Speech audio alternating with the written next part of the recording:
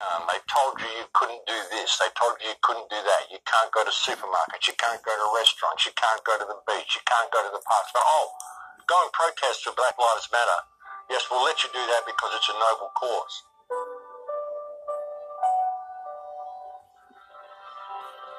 If the pandemic was real and the virus was real, they would never have approved the protests, folks.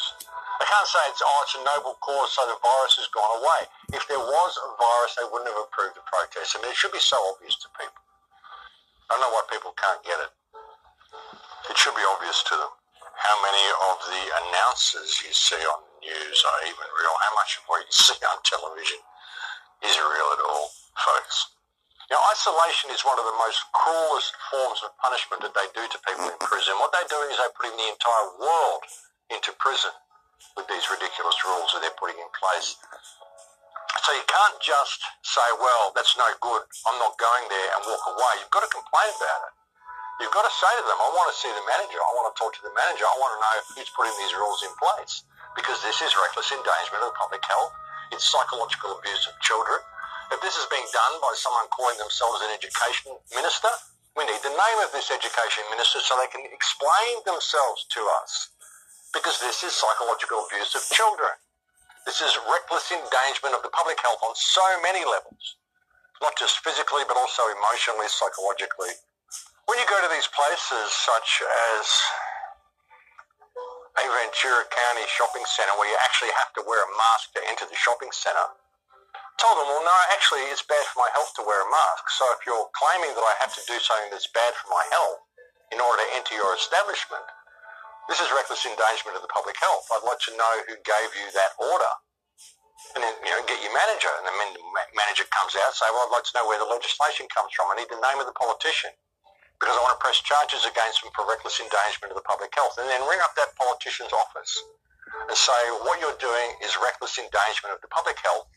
Can you show cause or you should not be held accountable and prosecuted for what you're doing? I expect the world to be in full lockdown easily within the next 18 months to 2 years.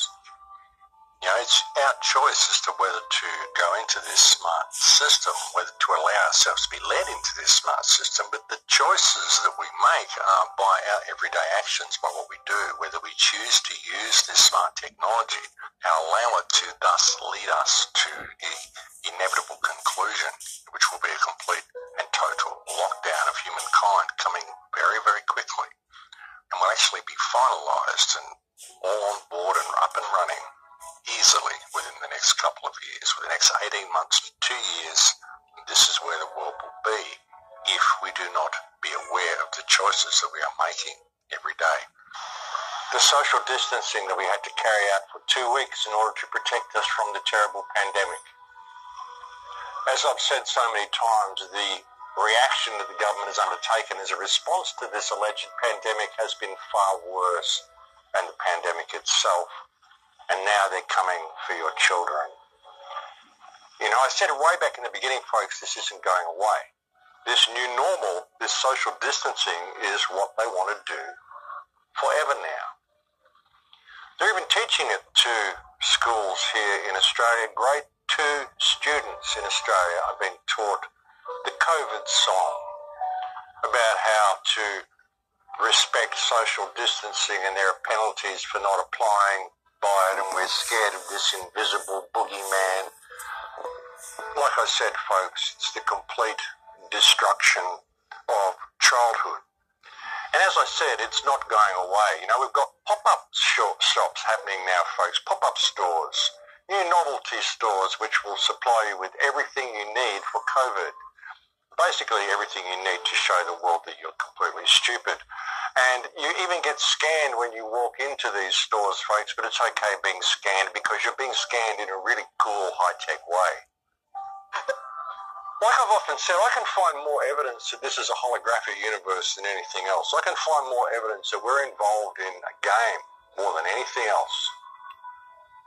And, the one thing that you came here to do is to die. That's a given. So what's your fear in standing up and speaking out against this system? You're scared they're going to kill you? You're going to die anyway. That's what you came here to do. So What are they going to just repress your life and repress your life and repress your life until you're sitting there coward and just sitting there in this little bubble, not experiencing life at all, and stay like that until you die? No, I won't do that. I prefer to just die now because I have no fear of death. This is a temporary experience. It's all part of a game anyway. It seems like that. I mean, and I'm immortal. I'm eternal. You can't kill me. You might be able to hurt this vessel that I inhabit for this experience, but you can't hurt me. So where's the fear? What is there to be afraid of? And if this is a temporary experience, you're only here for, the period it takes for your life to live itself out. Well, you have no stake in what this race does or what this place becomes or what happens. I mean, why worry about it? What is there to be stressed out about? I think there are so many non-active players and non-playing characters involved here as well that, it's really all about your journey through this realm and what you do with it, what you do with the experience that comes to you, the emotional state that you're in, the information you have to take away with you when you leave this realm. So what is there to stress about? I mean, I get frustrated at seeing the people around me, but I don't have any fear of this system. I don't have any stress for what the outcome may be. I can see a better way, but if the human race chooses to destroy itself, hey, it's not my problem. I did everything I could to suggest a better way. But ultimately, it's about my journey through the realm and what I do with that experience, and it's the same for everybody, so why stress on it, folks? As I've often said, enlightenment is a destructive process, and if you don't really want to see how deep and how dark the shadow is, well, you shouldn't look into the blackness to begin with.